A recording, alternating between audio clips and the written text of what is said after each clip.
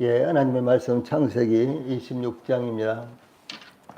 하나님의 말씀 창세기 26장 19절부터 22절까지 제가 봉독을 해드리겠습니다. 하나님의 말씀 창세기 26장 19절부터 22절 말씀까지입니다. 읽겠습니다. 이삭의 종들이 골짜기를 파서 셈 근원을 얻었더니 그랄 목자들이 이삭의 목자와 다투어 이르되 이 물은 우리의 것이라 하며 이삭이 그 다툼으로 말미암아 그 물 이름을 에색이라 하였으며 또 다른 우물을 봤더니 그들이 또 다툼으로 그 이름을 신나라 하였으며 이삭이 거기서 옮겨 다른 우물을 봤더니 그들이 다투지 아니하였으므로 그 이름을 르호봇이라 하여 이르되 이제는 여호와께서 우리를 위하여 넓게 하셨으니 이 땅에서 우리가 번성하리로다 하였더라. 아멘. 창세기 26장 19절로 22절 지금 읽은 이 본문 말씀을 통해서 오늘 저녁에는 시련과 고통의 우물파기, 시련과 고통의 우물파기 이런 주제로 말씀을 전해드리겠습니다. 이삭이 그랄에서 농사를 지었는데 하나님께서 100배나 소출을 얻게 하셨으며 하나님께서 복을 주심으로 이삭이 창대하고 왕성하여 거부가 되었다라는 말씀이 12절에 나타나고 있습니다. 또한 이삭은 양과 소가 떼를 이루었으며 종들도 심이 많게 되자 블레셋 사람들이 이삭을 시기하여 그 아버지 아브라함이 팠던 우물을 메워 버렸습니다. 그때 그랄 왕 아비멜렉은 이삭에게 내가 우리보다 크게 강성한즉 우리를 떠나라고 요청하므로 이삭은 그들과의 충돌을 피해 그곳을 떠나 그랄 골짜기에 장막을 치고 거주하면서 그의 아버지 아브라함이 팠던 우물을 다시 팠는데 그 물도 그랄 사람들 즉 블레셋 사람들이 메워버렸기 때문이다라고 18절에 전하고 있습니다. 이와 같이 이삭이 강성하게 되자 블레셋 사람들은 이삭을 시기하여 아브라함이 팠던 우물들을 막고 메워버렸으며 그 땅에서 추방했습니다. 이와 같이 세상 사람들은 그리스도인들이 잘되면 경쟁 상대로 생각하여 그들의 공동체에서 밀어내기 위해서 온갖 문제들을 야기시킨다라고 하는 것입니다. 반대로 그리스도인들이 조금 어렵게 되면 어떻게 되겠어요? 잘못되면요. 그러면 그리스도인들을 욕하고 멸시하고 무시하고 그렇지 않습니까? 비방하고요. 그래서 우리 그리스도인들은 이 세상에서 이렇게 해도 그들의 미움을 받고 저렇게 해도 그들의 멸시를 당하는 이와 같은 모습이 기독교 역사에서 계속해서 나타나고 있고 이 성경에서도 그렇게 나타나고 있다라고 하는 것입니다. 그리스도인들이 세상과 구별되었지만 한편 세상 사람들과 어울려서 살아야 하기 때문에 우리는 세상을 떠날 수가 없습니다. 그러므로 매 순간마다 세상과 부딪히며 살고 있습니다. 우리는 어떻게 세상에 대해서 이기며 선한 모습을 나타낼 수 있을까요? 이것이 본문이 저희들에게 교훈하는 말씀입니다.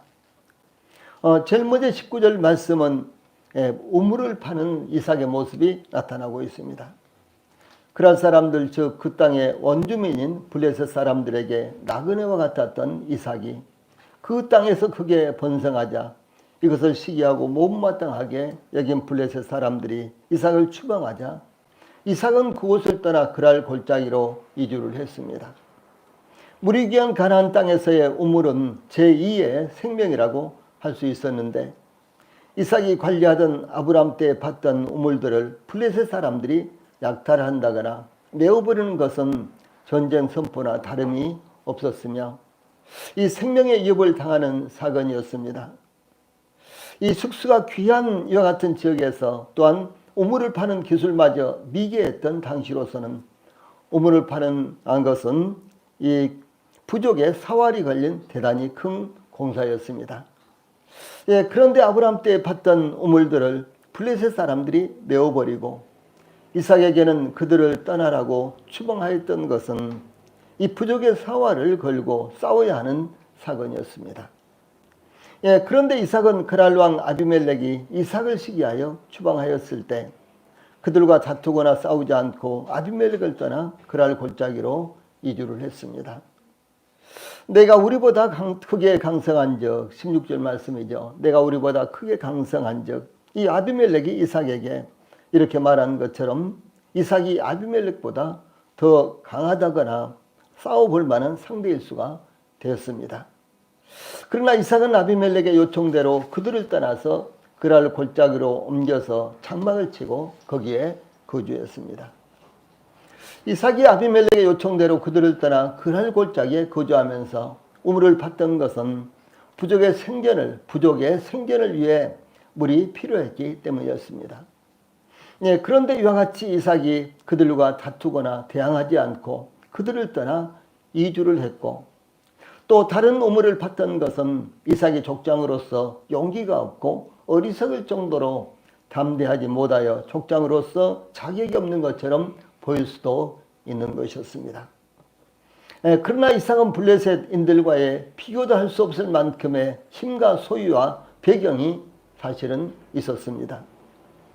이삭이 갖고 있는 힘과 소유는 하나님께로부터 온 것이며 배경은 곧 하나님이신 것입니다. 하나님께서 이삭에게 3절 4절 보면 26장 3절 4절 이 땅에 거류하면 내가 너와 함께 있어 내게 복을 주고 내가 이 모든 땅을 너와 내 자손에게 주리라. 내가 내 아버지 아브라함에게 맹세한 것을 이루어 내 자손을 하늘의 별과 같이 번성하게 하며 이 모든 땅을 내 자손에게 주리니 내 자손으로 말미암아 천하 만민이 복을 받으리라. 이렇게 약속하셨기 때문입니다. 예, 그러나 이삭은 이와 같은 확실한 힘과 소유와 배경이 있었지만 그것을 다투고 싸우는데 사용하지 않고 관용을 베푸는데 사용했던 것입니다. 그것을 이해하지 못하는 사람이 있다면 그것을 볼 때 그 모습은 마치 어리석고 미약한 사람처럼 보이게 마련일 것입니다. 사자 한 마리가 낮잠을 즐기고 있는데 조그만 강아지 한 마리가 나타나 사자 주변을 겁없이 왔다 갔다 하면서 사자의 턱 밑과 발 앞에서 고기 부스러기를 주워 먹고 있었습니다. 그런데 사자는 눈을 반쯤 뜨고 강아지를 볼 뿐 전혀 유혹을 가하거나 해를 끼치지 않았습니다. 그런데 멀리서 이것을 본 여우가 저 사자는 그런 사자 모양이구나 그렇게 생각을 하고요. 이 사자에게 가까이 가서 고기 부스러기를 먹으려고 하자 사자가 여우를 덥석 잡았습니다. 여우는 겁에 질려서 사자에게 왜 강아지는 보고만 있고 해치지 않으면서 자기는 즉시 덮치느냐고 항의를 했습니다. 그때 사자는 철없는 강아지가 세상 이치도 모르고 그러는데 어찌 화를 내겠느냐. 그러나 너는 강아지와 다르지 않느냐. 이렇게 대답을 했다고 합니다.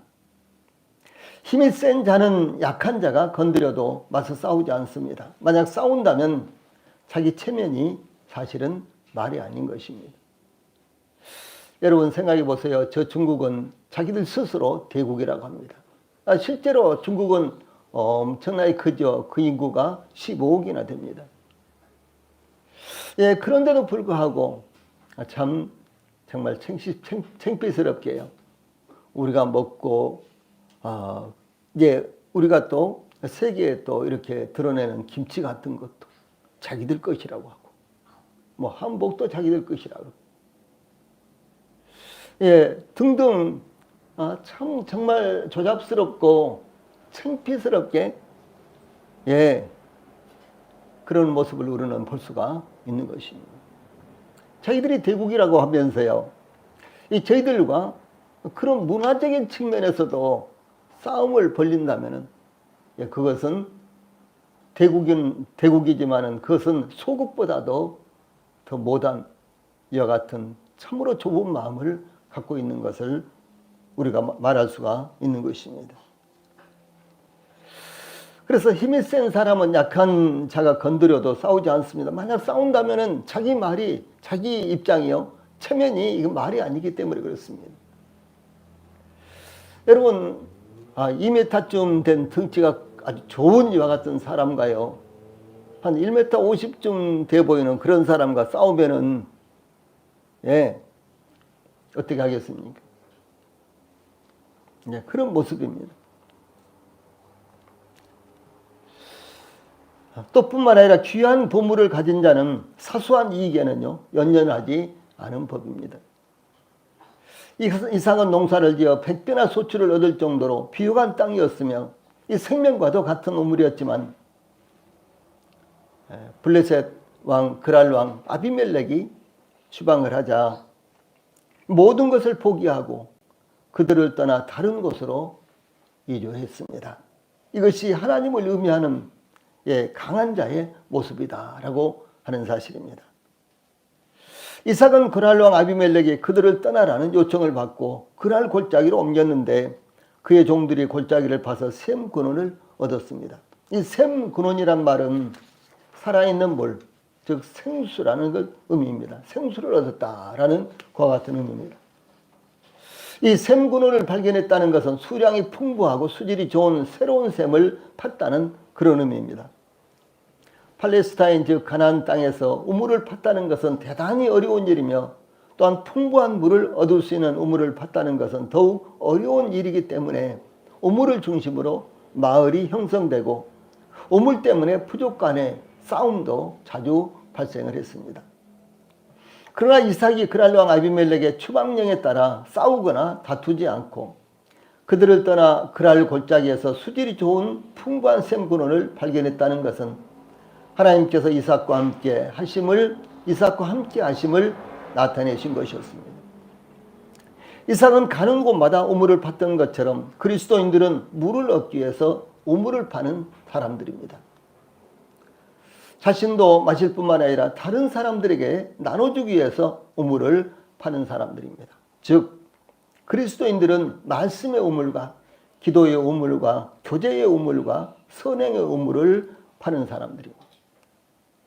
그러므로 우리 모든 성도들도 각자 열심히 자신의 우물을 파시기를 바랍니다.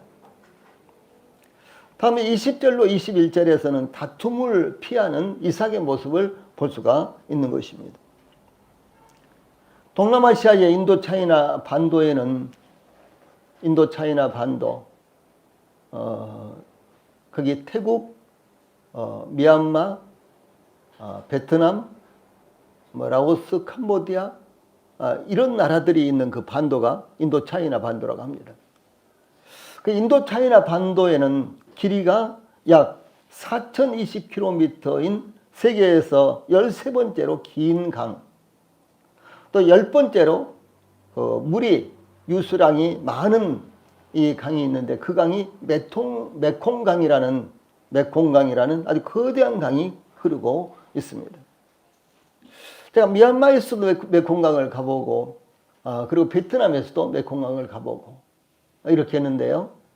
참으로 아주 큰 배가 아주 거대한 배가 이렇게 오르락 내려가는 이건 배라고 하기보다는요. 이건 강이라고 하기보다는 마치 바다와 같은 그런 강이 있습니다. 그런데 이 메콩강은 중국 칭하이성에서 발원해서 원난성과 미얀마, 태국, 라오스, 캄보디아, 베트남을 거쳐서 남중국해로 흘러갑니다. 여러 나라를 거쳐서 흘러가는 거예요. 이렇게. 저 아프리카의 라일강도 이집트로 이렇게 이제 끝에 가서는 이집트로 흘러갑니다만은 그러나 저 발원지를 보면은 저 아프리카 이 중앙에서부터 이렇게 여러 갈래로 흘러나와가지고 그러니까 여러 나라를 거쳐서 결국은 이집트로 흘러가서 이제 지중해로 이렇게 빠집니다. 그래서 이 베트남을 거쳐서 남중국해로 흐르는데 이 메콩강이 각 나라를 지나는 곳에 각 나라마다 댐을 만들고 수력발전소를 만들어서 메콩강을 활용하려고 합니다. 다 그러겠죠. 메콩강 그 수량이 그렇게 많은 거대한 강이기 때문에요. 각 나라를 지날 때마다 그 나라에서 그 메콩강을 막아서 수력발전소를 만들려고 하고요. 그리고 수도 없이 많이 만들었습니다. 그렇게 하려고 합니다. 그런가 하면 중국은 아예 상류에서 이 메콩강의 물줄기를 다른 곳으로 돌리려고 시도를 합니다. 그럼 어떻게 되겠습니까?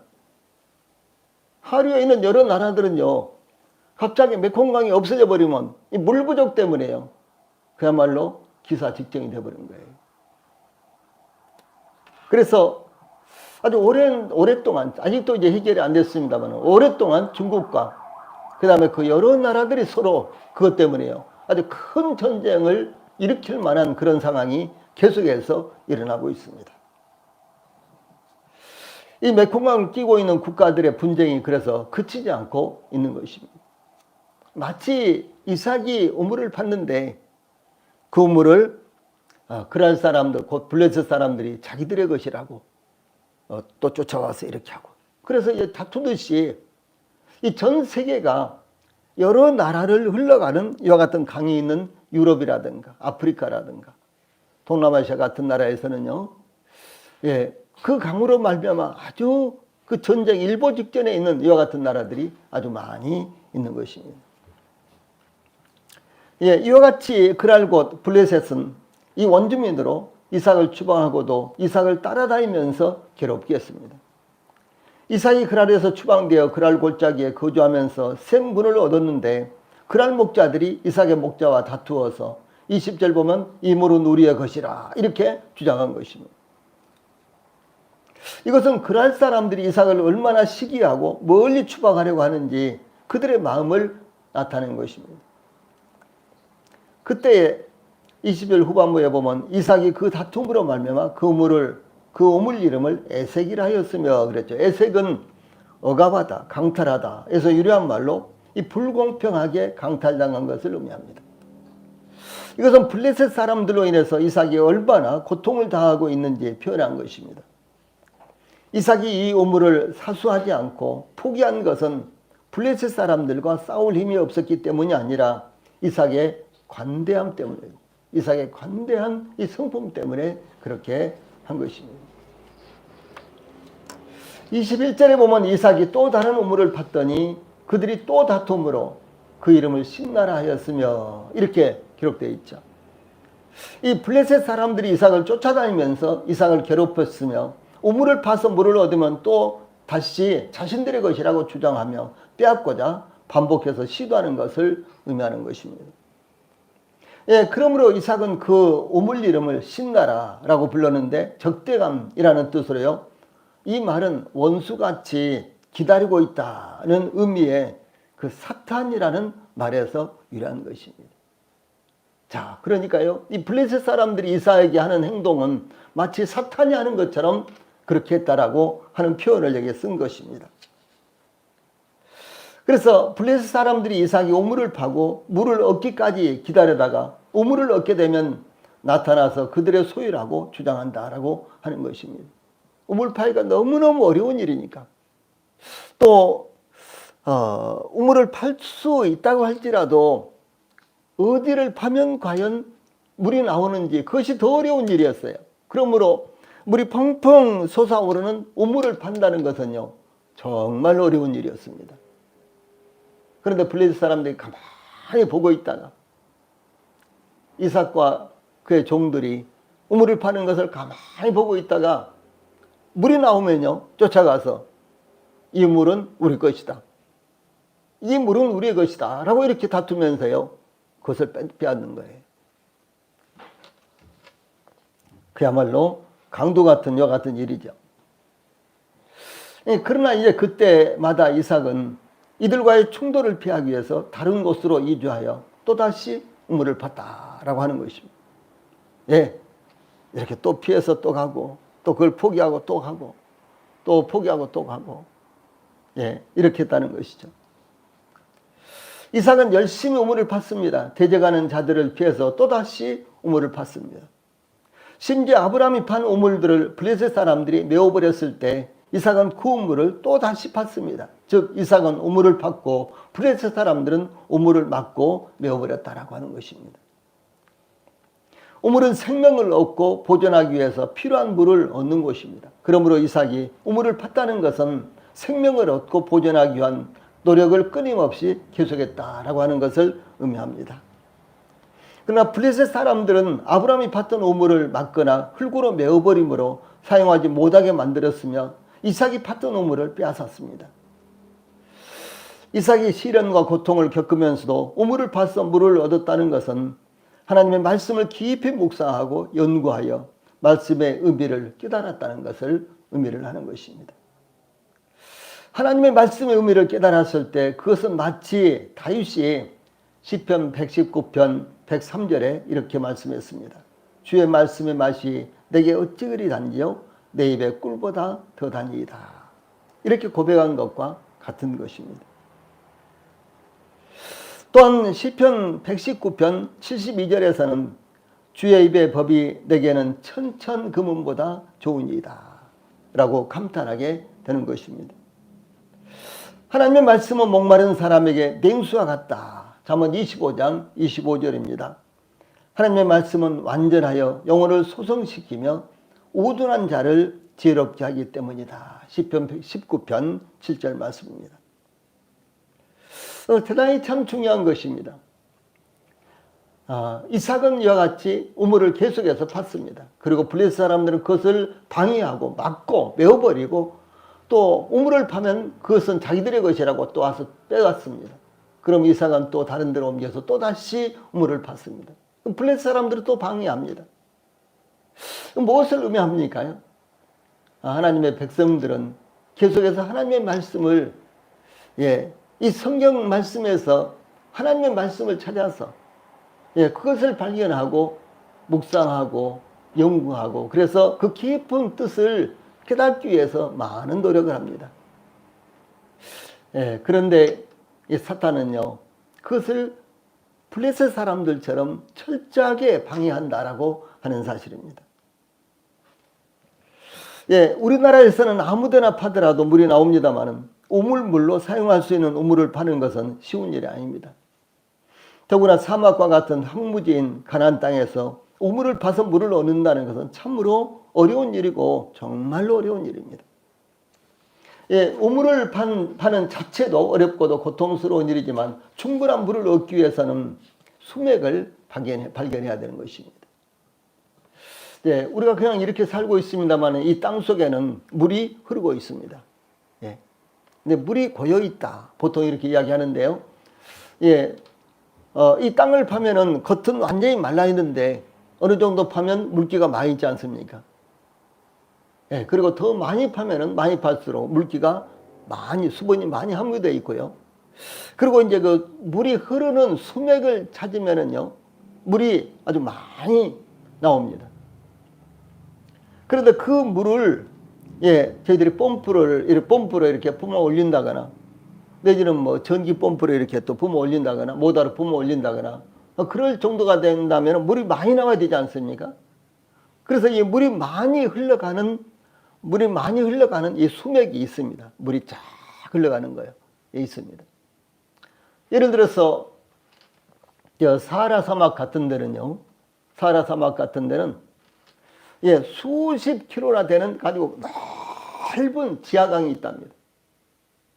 강이 1km만 돼도 얼마나 큽니까? 근데 수십 킬로가 되는 지하강이 있는데요. 그 지하강이 저 땅속 깊은 데서 한쪽으로 쫙 물이 흘러가는 거예요. 그것이 뭐 한강처럼 이렇게 흘러가는 건 아닙니다. 그 흙 속에 바위 속에서 이렇게 그 사이를 피해서요. 이렇게 쫙 한쪽으로 흘러가는데 그 전체적인 수량은 미시시피 강의 수량보다도 더 많은 물이 흘러가고 있답니다. 그런데 아주 넓게 퍼져서 그 흙 사이로, 돌 사이로, 바위 사이로 이렇게 흘러가기 때문에 사람들이 그 중에서 이제 많이 흘러가는 곳을 발견해서 우물을 파거나 파이프를 박으면요 물이 팔팔팔 솟아오르는 거예요. 그것을 발견하기가 어렵다는 것이죠. 그래서 땅속은 어디나 전 세계 어디나요 파면은 전부 다 물이 흘러가고 있습니다. 그래서 물이 돌고 도는 것이 이 지구의 이와 같은 모습입니다. 이와 같이 우물을 파는 것은 참으로 어려운 일입니다. 더더군다나 충분한 물을 얻기 위해서는 수맥을 찾아야 되는데 그 자체가 어려운 것입니다. 뿐만 아니라 마실 수 있는 좋은 물이 풍부하게 솟아올라야 우물로서 사용하는 것이 가능한 것입니다. 지하에서 올라오는 물이라 그래서요, 다 먹을 수 있지 않습니다. 어떤 물은 많이 솟아올라오대요. 거기에 석회석이 들어있어서 정수를 해도 먹기가 어려운 이와 같은 물들도 있습니다. 근데 뭐 우리가 알고 있는 대로 맥반석 물이라든가 뭐 이런 물들은 좋은 물이잖아요. 예를 들어서 우리가 이제 가게에서 물을 사 먹는 생수 있지 않습니까? 그런 물들이 거의 대부분 다 우리나라에서요 판매하는 거의 대부분의 생수는 저 땅속에서 뽑아 올린 것입니다. 그럼 땅속에 얼마나 깊이 팔까? 대체적으로요 1000m 정도 팝니다.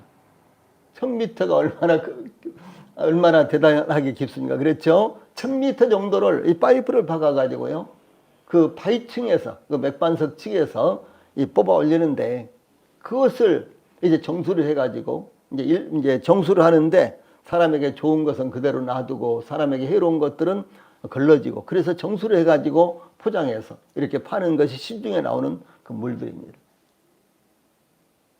예, 그런데 어떤 물은 많이 올라오기는 올라와도요, 많이 올라오기는 올라와도 그런데 사람이 먹을 수 없는 것 같은 물도 있습니다. 그런 것은 아무리 많이 올라와도요, 그리고 그렇게 고생해서 파이프를 박아도 그것은 상품의 가치가 없는 것입니다.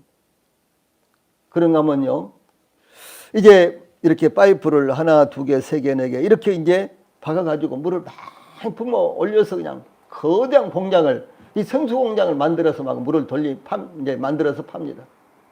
근데 이것이 한도 끝도 없이 나오느냐? 그렇지 않다는 것이죠. 그래서 이렇게 아파트가 있다거나 큰 건물이 있다거나 아니면 이런 동네가 있다거나요, 이런 데 가까운 데서는 그 생수를 채취를 못하게 합니다. 왜냐하면 생수를 계속해서 채취하면은 이 밑에 있는 이 물이요 쫙 뽑아져 나가겠죠. 그럼 여기는 어떻게 되겠습니까? 언젠가 푹 꺼져 버리는 거예요. 예. 그래서 아주 그야말로 이 과거에는 그런 거 전혀 없이 아파트마다 다들 그냥 박아가지고 파이프를 박아가지고 막 생수를 뽑아서 주민들이 먹고 그랬습니다. 그런데 큰 문제가 발생한 거예요. 알고 보니까 물들이 전부 다 뽑아 올려지니까요 기반이 약해져서 이거 아파트가 무너질 상황이에요.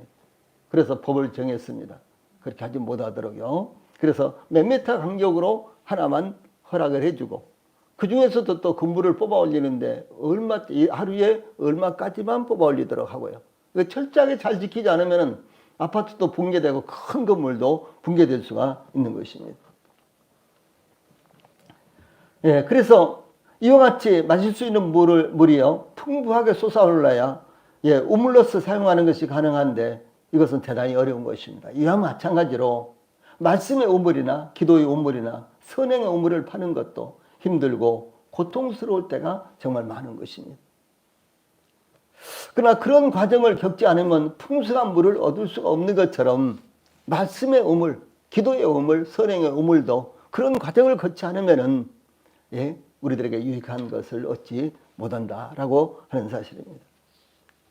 이삭이 우물을 팠던 것과는 달리 블레셋 사람들이 우물을 막고 흙으로 메워버렸다는 것은 하나님의 말씀의 의미를 깨닫고자 하나님의 말씀을 상고하며 묵상하며 순종하는 것을 막고 방해하는 것을 의미하는데 바로 사탄이 한다라고 하는 것입니다. 사탄은 항상 우리가 하나님의 말씀을 듣지 못하고 받지 못하고 마음으로 믿지 못하게 하기 위해서 다양한 방법을 활용하는 것입니다.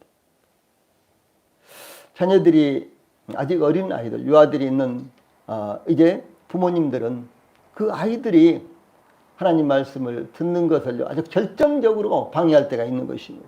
꼭 필요한 말씀을 지금 드려야 되는데 바로 그때 제가 이렇게 이제 말씀을 전하면서 쫙 보면요, 이 말씀은 들으셔야 되는데 그때 아이들이 말씀을 못 듣게 엄마들이라든가요, 혹은 또 옆에 있는 성도들을 또 방해를 하고, 이런 경우가 아주 흔합니다. 아마 여러분들은 그것을 별로 느끼지 못할 수도 있습니다. 그런데 제가 여기서 말씀을 전하면서 보면요, 아주 결정적일 때 그렇게 방해를 한다든가, 내지는 결정적일 때 성도들이 가까이 있는 성도들이 지금은 뭐 이제 거리두기 때문에 가까이 못 앉죠. 그런데 과거에 이렇게 가까이 앉았을 때는요, 아주 결정적인 말씀이 증거될 때 딱 그 순간에 소곤소곤하니라고 전혀 듣지 못하는 그런 경우를 참 많이 봅니다. 제가 말씀을 전하면서 너무너무 안타까운 거예요. 예, 이와 같이 말씀을 받고 말씀을 듣고 받고요. 예, 그것을 깊이 묵상하는 데 있어서는 항상 사탄이 방해를 한다라고 하는 사실입니다. 사탄은 항상 우리가 하나님의 말씀을 듣지 못하고 받지 못하고 마음으로 믿지 못하게 하기 위해서 다양한 방법을 이렇게 활용하고 있는 것입니다. 하나님의 말씀을 듣고 읽고 묵상하면 졸음이 온다거나 갑자기 다른 생각이 떠오른다거나 누군가가 방해함으로 하나님의 말씀에 집중하지 못하게 만드는 것입니다. 오늘 아침 이제 새벽기도 후에 저는 말씀을 성경을 5장을 읽었는데 유난히 긴 장들이었어요.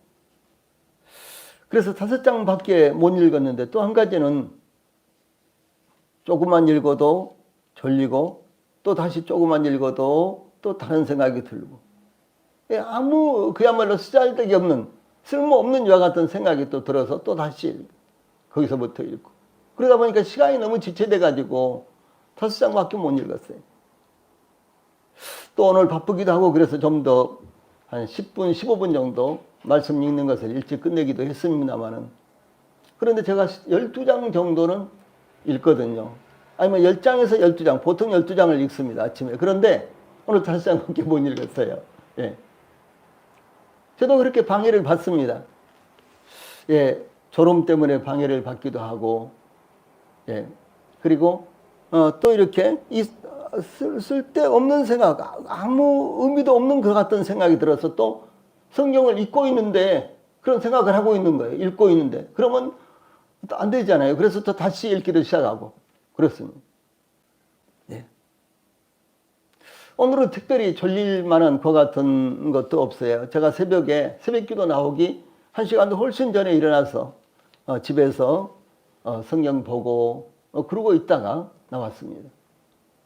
그렇기 때문에 특별히 기도 이제 집회하고요, 기도하고 그 다음에 성경 읽을 때 제가 졸릴 일이 없었어요. 그런데 그렇게 계속해서 졸립고 또 졸리지 않으면 다른 생각이 또 들어와서 그리고 또 그래서 또 이와 같이 성경 읽는 것을 방해하고 오늘 아침 제가 그랬어요. 근데 우리 성도들도 틀림없이 이런 일을요 수도 없이 많이 겪을 것입니다.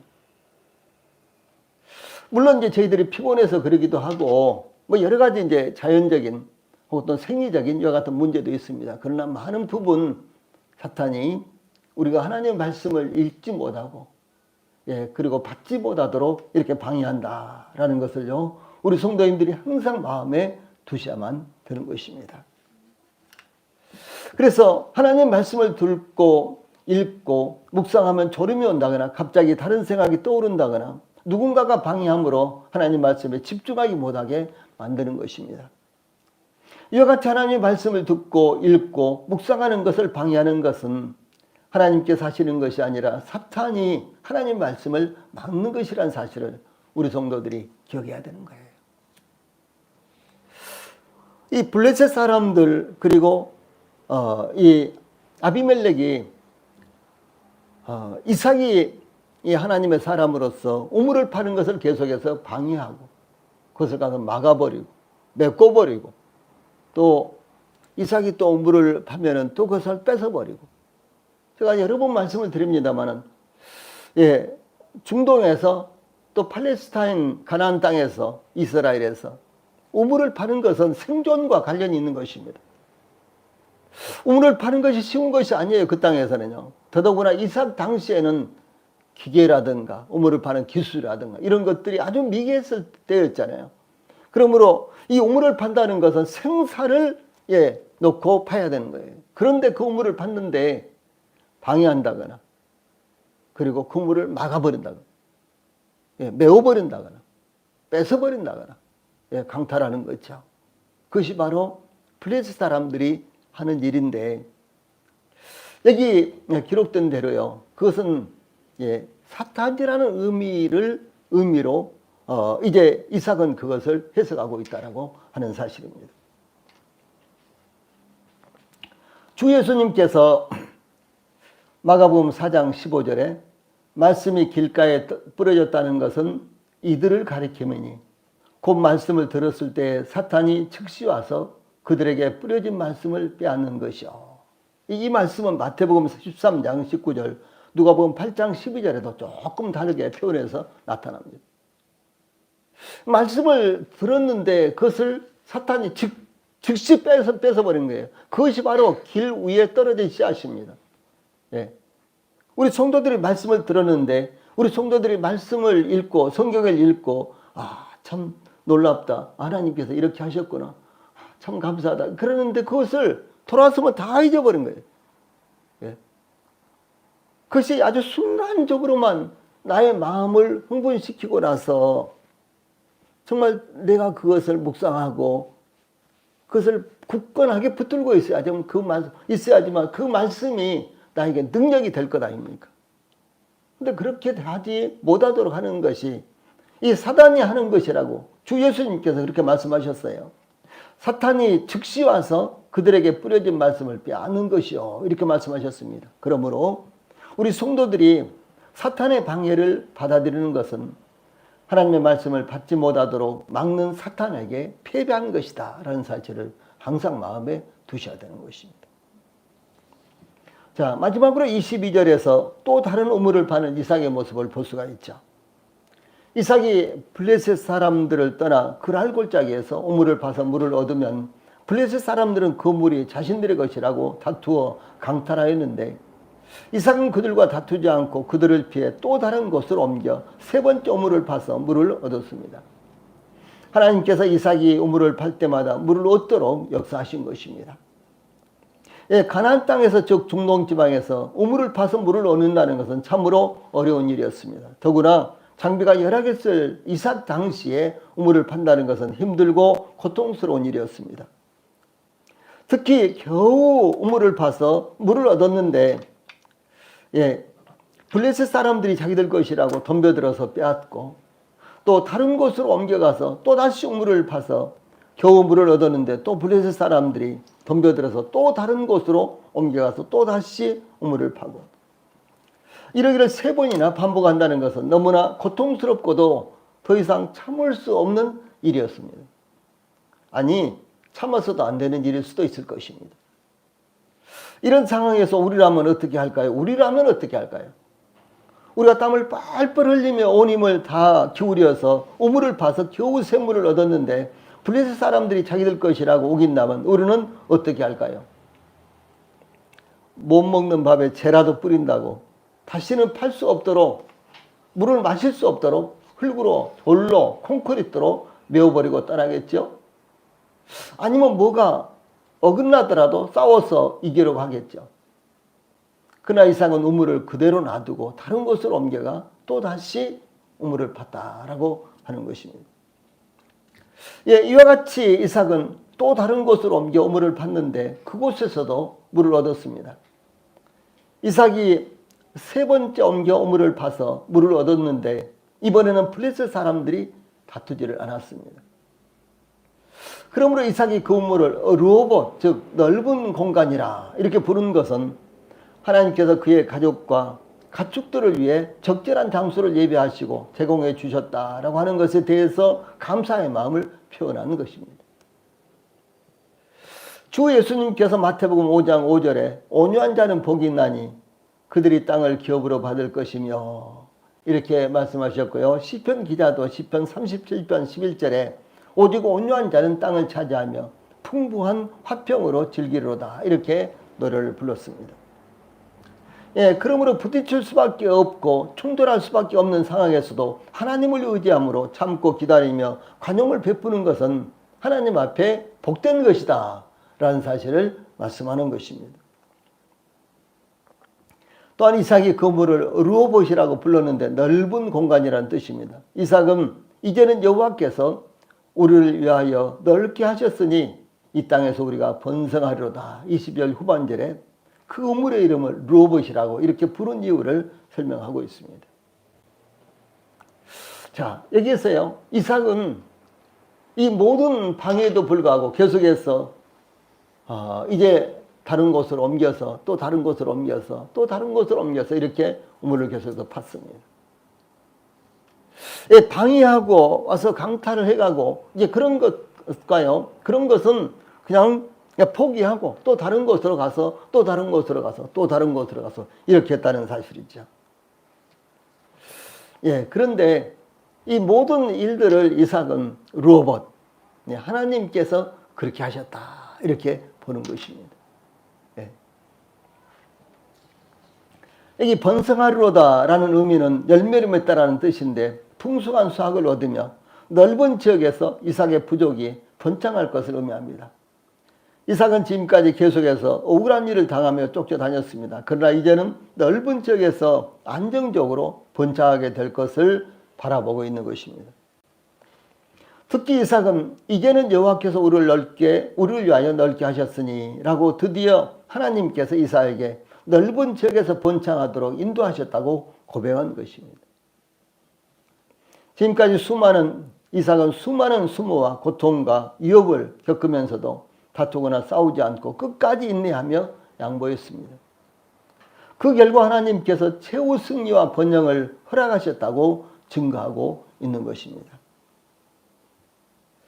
그러므로 창성하고 번성하기를 원한다면 이삭처럼 하나님을 의지하고 세상과의 다툼이나 싸움보다는 관용을 베푸는 것이 하나님의 은혜를 더욱 풍성하게 입을 수 있는 길이 되는 것입니다. 자, 이제 마지막으로 이삭이 우물을 팠습니다. 그런데 우물을 파는 것도 방해했겠죠. 기다리고 있다가 그 우물을 자기들 것이라고 빼앗습니다. 아브라함 때 팠던 우물들을 블레셋 사람들이 계속 메워버렸습니다. 막았습니다. 네, 그런데 이삭은 어떻게 했습니까? 아이고, 이제 우물 파는 것은 포기해야 되겠다라고 포기했습니까? 그것이 아니라는 것이죠. 이삭은 또 다른 곳으로 옮겨서 또 우물을 팠습니다. 다른 곳으로 옮겨서 또 우물을 팠습니다. 또 그랬어요. 또 그랬습니다. 예. 그래서 우리 성도님들이 계속해서 말씀의 우물을 파고 기도의 우물을 파고 선행의 우물을 파고 전도의 우물을 파야 된다라고 하는 사실입니다. 요즘 한두 번 전도해서 바로 따라오고 구원 받습니까? 아니지 않습니까? 우리 성도들의 자녀들도 그렇고 뭐 10년, 20년 교회에 나오면서도 아직 구원 받지 못한 이들이 많이 있지 않습니까?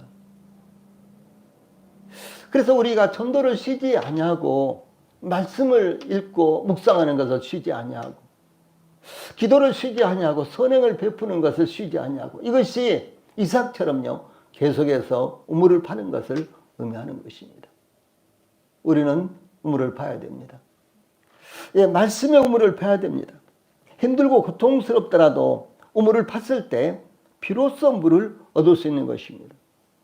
아이고 이렇게 고통스러운데 해봐야 뭐 또 와서 뺏을 텐데 예, 그러면서요 우리가 포기한다면은 절대로 우리는 풍성한 물을 얻을 수가 없는 것입니다.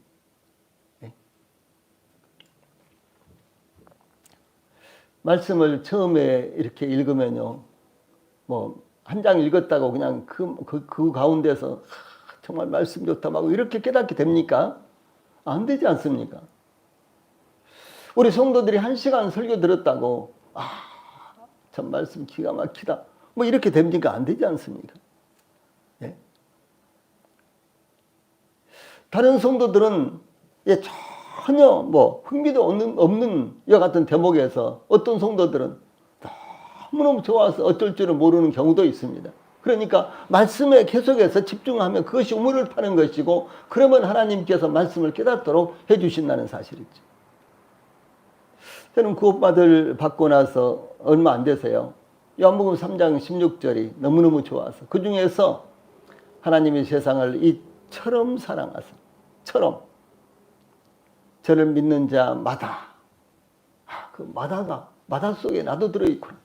그래 처럼마다 그러면서요 아주 오랫동안 정말 오랫동안 너무너무 기뻐서 어찌할 줄은 모르고 다녔어요. 이 요한복음 3장 16절 우리가 다 아는 말씀이고 다 암송하는 말씀이지 않습니까? 저 구원받기 전에도 제가 다 암송하는 말씀이고, 구원받기 전에도 저는 성경을 많이 암송대회 나가니라고 많이 암송하고 있었습니다. 그런데 구원받고 나니까 이렇게 말씀이요. 말씀이 토시 하나에 너무너무 흥분이 될 정도로 말씀이 좋고 감동스럽고요. 어찌할 줄을 모를 정도로 이렇게 좋았습니다. 우리 성도님들이 말씀의 우물을 파는데 금방 그렇게 깨달아지지는 않습니다.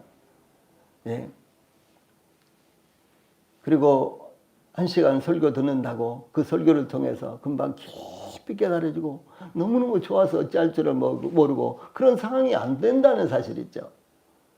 그렇게 금방 되는 것이 아닙니다. 말씀드렸던 대로 이삭이 우물을 파는 것은요, 정말 고통스럽고 어려운 일입니다.